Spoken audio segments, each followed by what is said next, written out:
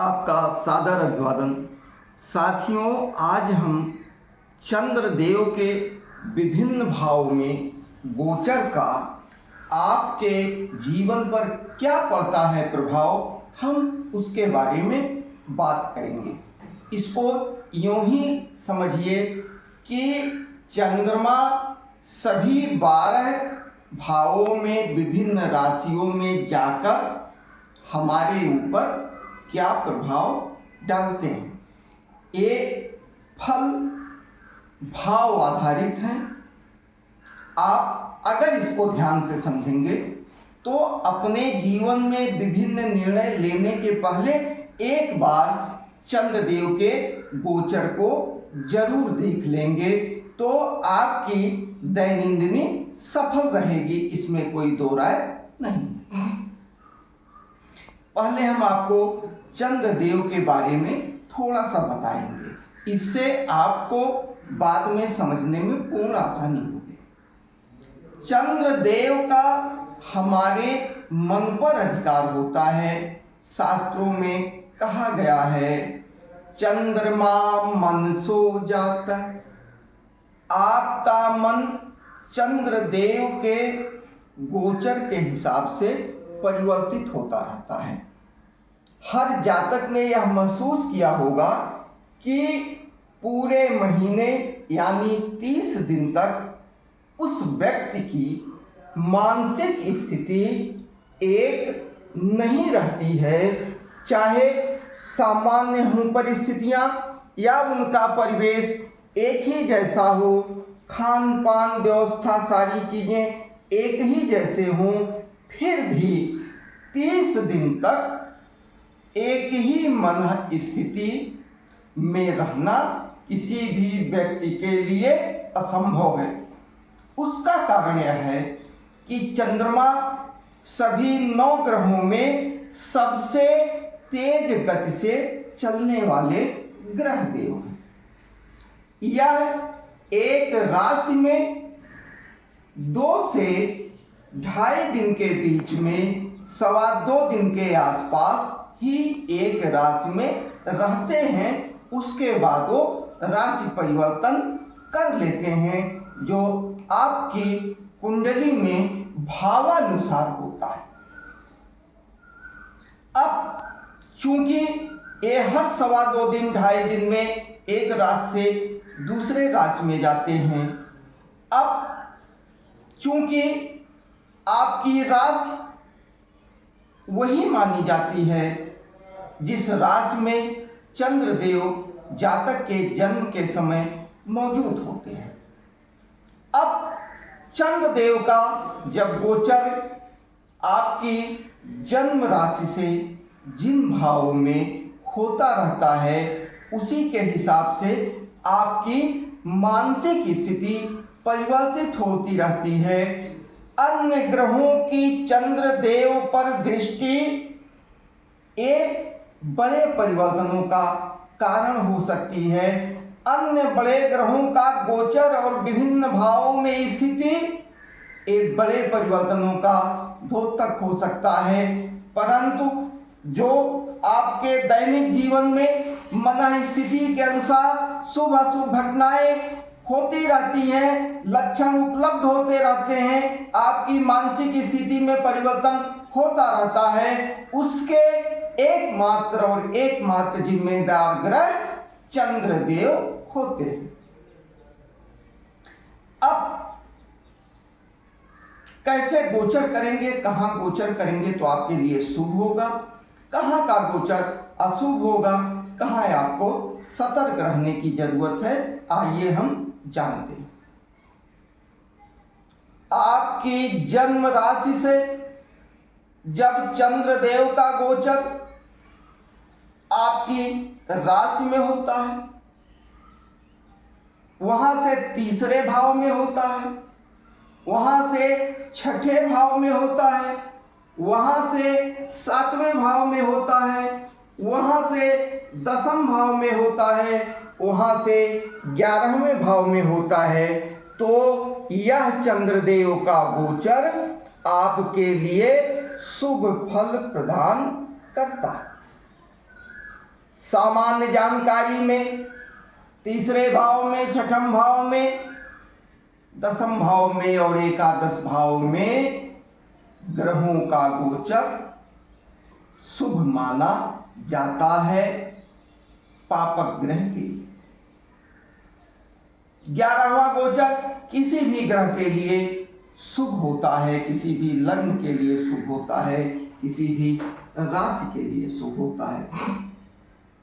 अब चंद्रदेव आपके जन्म के समय शुभ हैं कि अशुभ हैं, बली हैं कि बलहीन हैं, इनका भी असर गोचर के समय शुभाशुभ फलों पर पड़ता है। इसमें कोई दो राय नहीं। जैसे कि शुक्ल पक्ष की सप्तमी से कृष्ण पक्ष की पंचमी तक चंद्रमा पक्ष बली होते हैं। चंद्रमा अधिक से अधिक प्रकाशमान होते हैं। अब होता क्या है, जन्म राशि से तीसरे भाव में जब चंद्रमा का गोचर होगा तो आपका पराक्रम बढ़ेगा, छोटे भाइयों का सहयोग मिलेगा। छठे भाव में जब गोचर होगा तो इसका प्रभाव आपके रोग ऋण शत्रुओं पर पड़ेगा, आप विजयी होंगे। आप उस तरह की भावनाएं आपके मन में जो है मौजूद होंगी। प्रतियोगिता परीक्षाओं के लिए आप अधिक बेहतर रूप से तैयार हो पाएंगे, ऋण चुका पाएंगे। ऋण लेने की स्थिति बनती है तो खत्म होगी। छठे भाव का गोचर ऐसे शुभ फल प्रदान करता है। सप्तम भाव जीवन साथी और व्यापार का साझेदारी का भाव होता है। सप्तम में चंद्रमा आपके जीवन साथी के भाव में चंद्रमा मौजूद रह के आपके संबंधों को बेहतर बनाता है। दसम भाव में कार्यक्षेत्र पर प्रकाश डालकर यश प्रतिष्ठा में वृद्धि करके वही 11वें भाव में आपकी आमदनी में वृद्धि करके बड़े भाइयों का सहयोग देके भी आपको बेहतर करता है। तो पुनः आप किसी निर्णय पर पहुंचने के लिए दैनंदिनी में चंद्रदेव के गोचर को जरूर जरूर जरूर देखें। आपको तमाम जगह जो दैनिक राशिफल पढ़ते होंगे, अखबारों में पढ़ते होंगे, तमाम चैनलों पर और सोशल मीडिया में देखते होंगे, तो उस दैनिक राशिफल का आधार यही चंद्रदेव का गोचर होता है। तो चंद्रदेव के गोचर के आधार पर दैनिक राशिफल में शुभाशुभ फलों के बारे में बताया जाता है। हाँ, और ग्रहों के गोचर के हिसाब से जैसे 7.5 हुआ, ढैया हुआ, बृहस्पति का अच्छा बुरा गोचर हुआ, इनको भी उनमें मेंशन किया जाता है। लेकिन मुख्य आधार जो है चंद्रदेव के भावानुसार राशिगत गोचर का होता है। चंद्रदेव द्वितीय भाव में, चतुर्थ भाव में, पंचम भाव में, नवम भाव में अधिक अशुभ फल नहीं देते हैं, परंतु शुभ फल भी नहीं देते हैं। यहां भी एक स्थिति आपको मैं स्पष्ट कर दूं कि चंद्रदेव अगर पक्ष बली हैं, चंद्रदेव पर गुरुदेव बृहस्पति की दृष्टि कहीं से पड़ रही है, तो चंद्रदेव का पंचम और नवम गोचर आपको शुभ फल प्रदान कर सकता है। वहीं चंद्रदेव का अष्टम भाव में और द्वादश भाव में गोचर हमेशा अशुभ फल प्रदान करता है। यहाँ आपको सतर्क रहना होगा।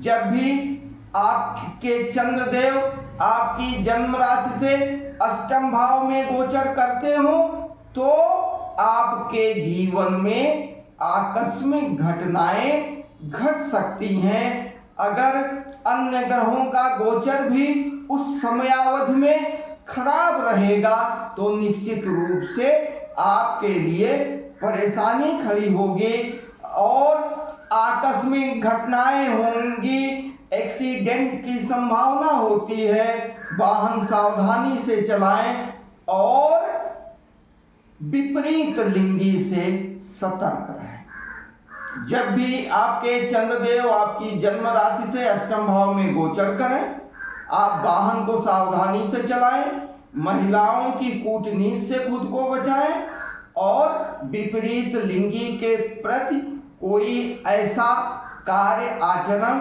न करें कि वो आपके लिए दुष्परिणाम लेके आ जाए। आकस्मिक घटनाओं से सचेत रहें, उन कारकों से दूर रहें।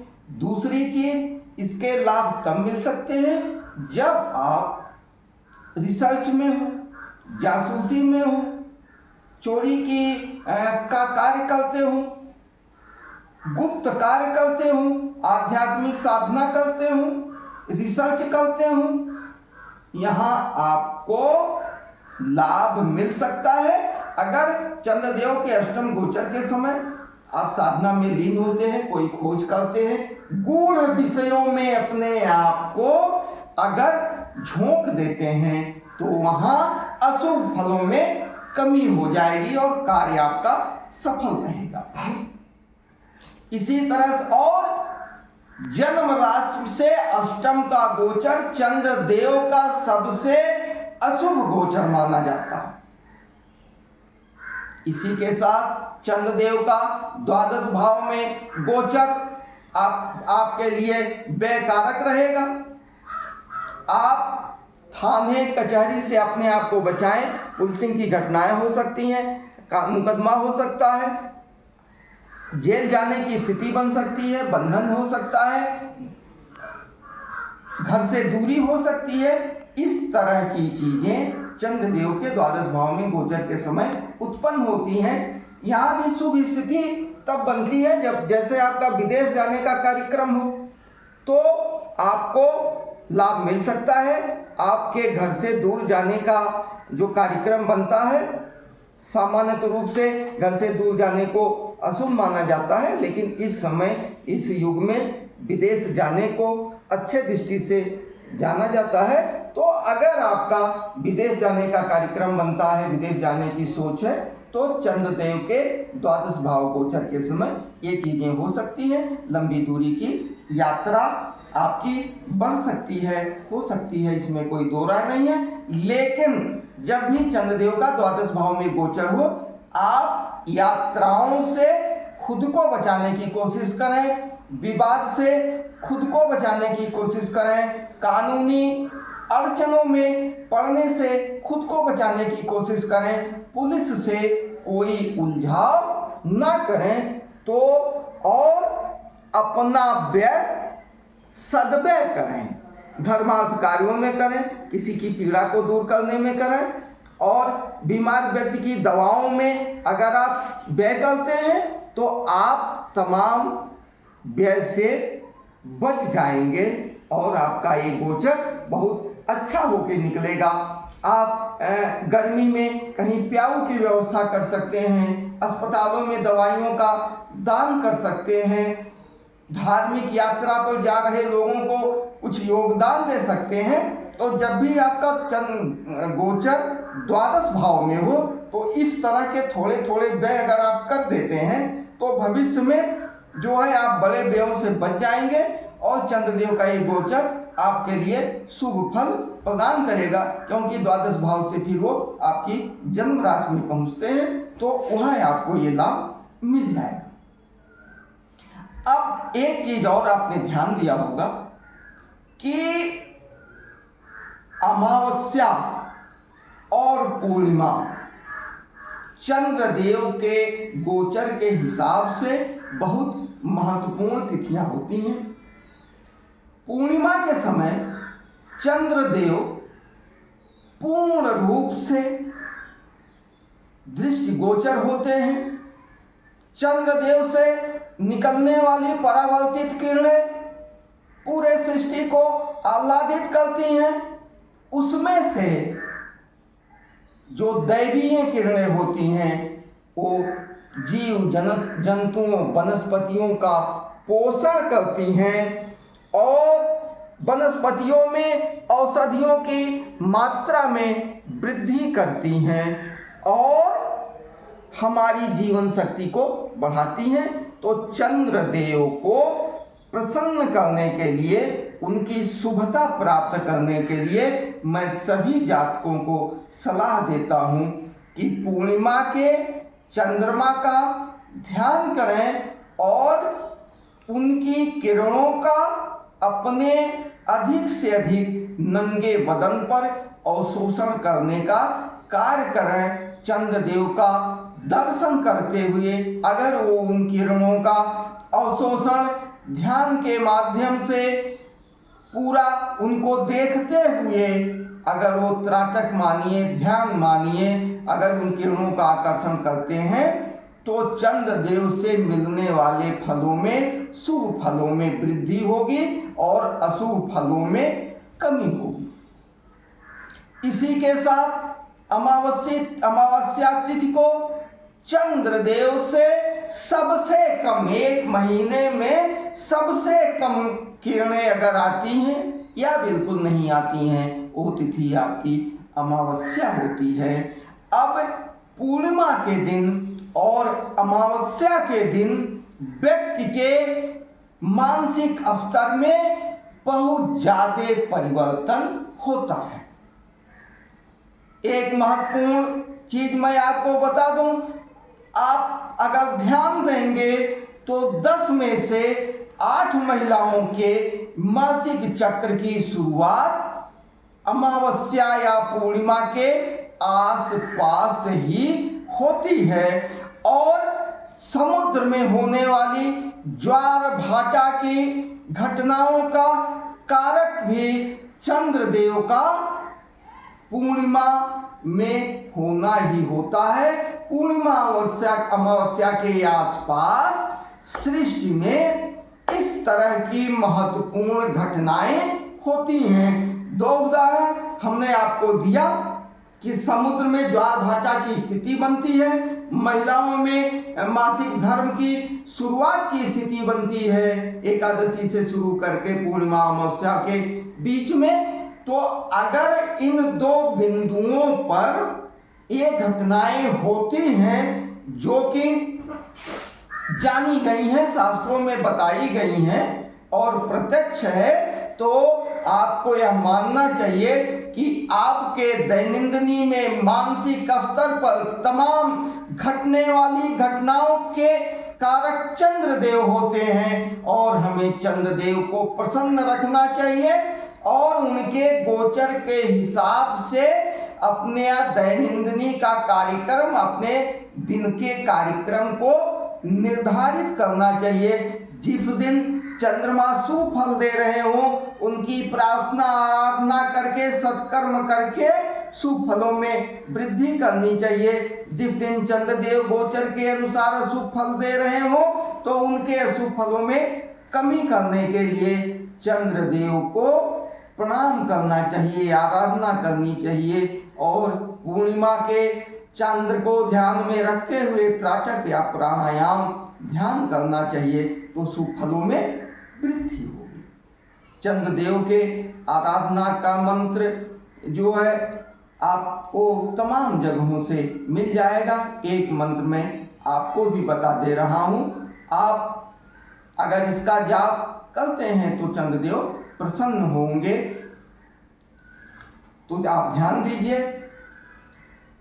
दधि शंख तुषाराभं क्षीरोदार्णव संभवं नमामि शशिनं सोमं शंभोर्मुकुटभूषणम्।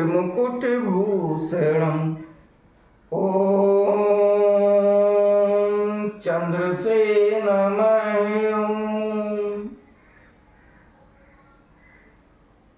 ओम श्रां श्रीं श्रौं सचंद्राय नमः। इन मंत्रों का जप आप अगर नियमित रूप से करते हैं तो निश्चित रूप से चंद्रदेव के अच्छे फलों की प्राप्ति होगी। इसी के साथ चंद्रदेव से संबंधित किसी भी अशुभ फल को समाप्त करने के लिए, शुभ फल की प्राप्ति करने के लिए महादेव आदिदेव सर्वाधिदेव भगवान भोलेनाथ की आराधना आपको सबसे शुभ फल प्रदान करेगी। आप बहुत पीड़ा में हो तो आप रुद्राभिषेक का आयोजन कर सकते हैं। उसके हिसाब से पूजा पाठ करके आप भगवान भोलेनाथ को, सदाशिव शंभू को प्रसन्न रखेंगे तो चंद्रदेव प्रसन्न रहेंगे, इसमें कोई दो राय नहीं है। इसी के साथ चंद्रदेव के साथ जो है भगवान भोलेनाथ की नियमित आराधना आपको तमाम परेशानी और विपत्तियों से बचाएगी, इसमें कोई दो राय नहीं है। चाहे भोलेनाथ के पंचाक्षरी मंत्र हो, चाहे जो है लघु मृत्युंजय, महामृत्युंजय, संजीवनी मंत्र, तमाम ऐसे मंत्र हैं कि जिनका आप नियमित जप करके या विद्वान ब्राह्मणों से जो है उनका अपने घर पर जप करवा के और हवन करवा के पूर्ण लाभ प्राप्त कर सकते हैं। अगर आपको हमारी ये जानकारी अच्छी लगी हो तो आप हमारे चैनल को लाइक करिए, सब्सक्राइब करिए। हम भविष्य में इस तरह की तमाम जानकारियों को जो कि शास्त्रों में वर्णित हैं हम आपको पहुंचाते रहेंगे। आप सभी का बहुत बहुत धन्यवाद। हर हर महादेव।